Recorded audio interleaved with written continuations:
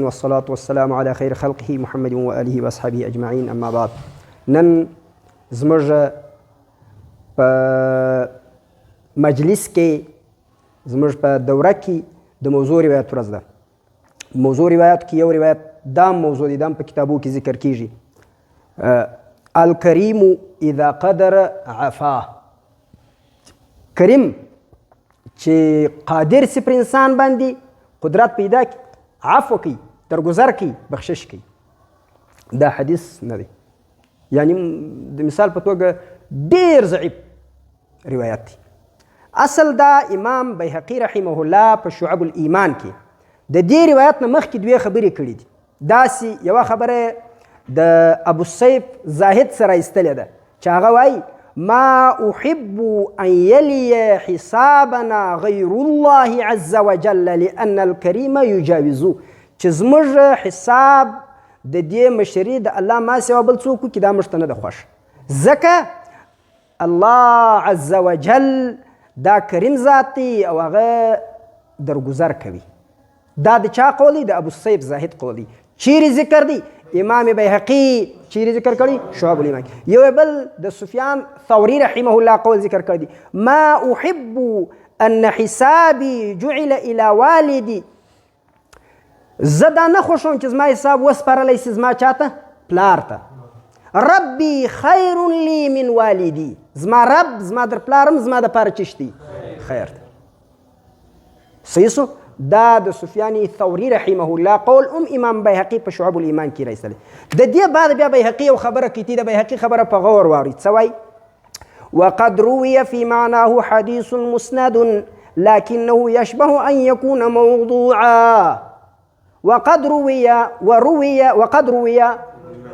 في معناه حديث مسند لكنه يشبه أن يكون موضوعا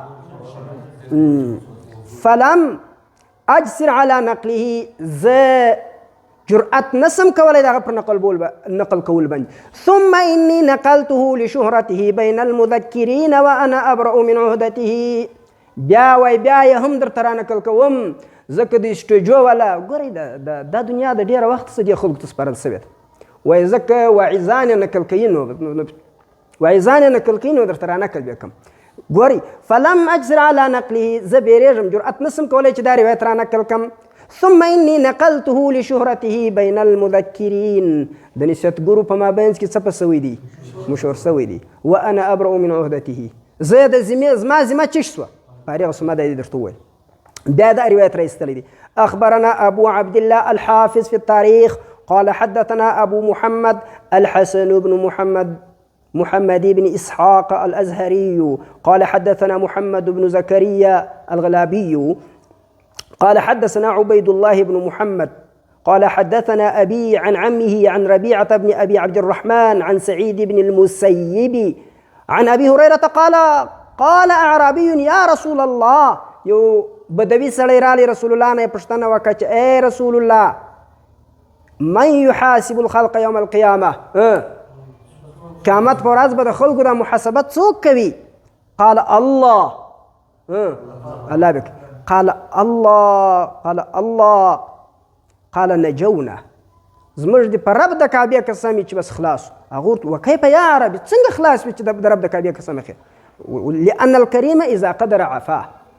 کریم چې قادر سي عفو کوي. دا غیر روایت د محمد بن زکریا الغلابي سه حسن بن اسحاق چې دی هغه تپروت پکړی دی.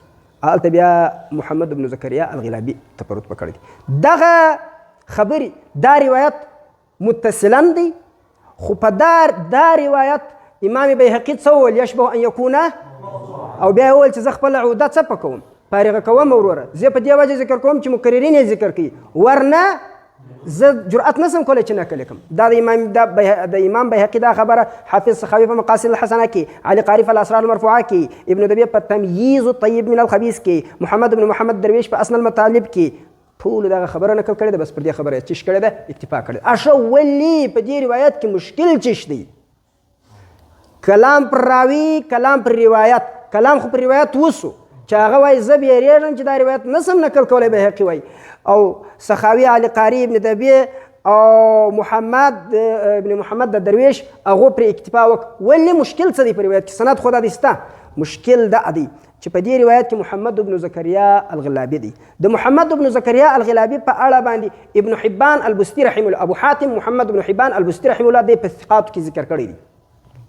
خو په ثقاتو کې دا خبره ذکر کړې ده چې کان صاحب حکایات و اخبار، کان صاحب حکایات و اخبار، دا د کیسو د خبرونو والا و. يعتبر حديثه اذا روى عن الثقات، چې د ثقاتو نه روایت وکړي بیا قبلیږي. لانه في روايته عن المجاهيل بعض مناکر، چې د مجاهیلو سره روایت وکړي بیا بعض مناکر پکې وي. دا خو ابن حبان دا خبره کړې ده په ثقات کې، خو د ابن حبان په ثقات او په مجروحین ډېر خلک دا رقم شته چې د په ثقات ذکر کړي دي، چې چیرې ذکر کړي. نو په دې وجه باندې علما د خبرو ته نقدي طرز باندې اخی کله کله. خو بهرحال زه هغې خبرې ته نظم پر دا راوي باندې دا خبره کړې ده. خو امام دارقطني رحمه الله هغه وایي د ده یو کتاب دی دارقطني الضعفاء والمتروکون، په هغې کې وایي یضع الحدیث چې شه کوي وضع د حدیثو یې کوله. امام ذهبي په مغني کې، امام ذهبي په دیوان ضعفاء کې، ابن عراق په تنزیه الشریعة المرفوعة عن الاخبار الشنيعة الموضوعة کې دغه ګردو د ابن عراق په تنزیه الشریعة کې، تنزیه الشریعة المرفوعة عن الاخبار الشنيعة الموضوعة ډېر بهترین کتاب دی. دوی دا د دارقطني دغه قول چې دا وضع د احادیثو کوله دوی ورسره تسلیم کړې ده. نو دا وضع راوي پکښې دی. نو بیا که چیرې دا ګرڅه دغه سي عام ضعیف سلا یو لوی غټ مشکل جوړوي، ځکه دا تفرد ډېر لاندې سوی دی. نو بیا چې دا رقم یو سړی پکې چې پر هغه خلک د وضع حکم لري، نو د هغه روایت قابل قبول نه وي.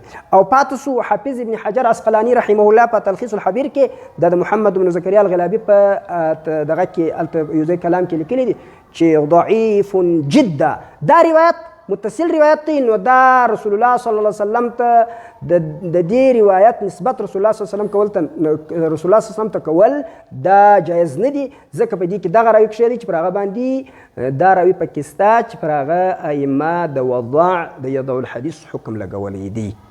او یو بیا په دې دغه کې په دې باب کې یو روایت ابن ابي الدنيا فحسن ظن بالله کې راوړی دی. ابن ابي الدنيا فحسن ظن بالله کې راوړی دی. هغه د حسن بصري عن رسول الله صلی الله علیه وسلم مرسل دی. په هغې کې دا دی فقال يا رسول الله اعرابي قلت من يحاسب الخلق يوم القيامه قال الله عز وجل قال افلحت ورب الكعبه. زه دغه سوم ځکه اذن يترك حقه وربما قال اذن لا ياخذ حقه. الله خو نو حق را پرېږدي، الله حق نه اخلي.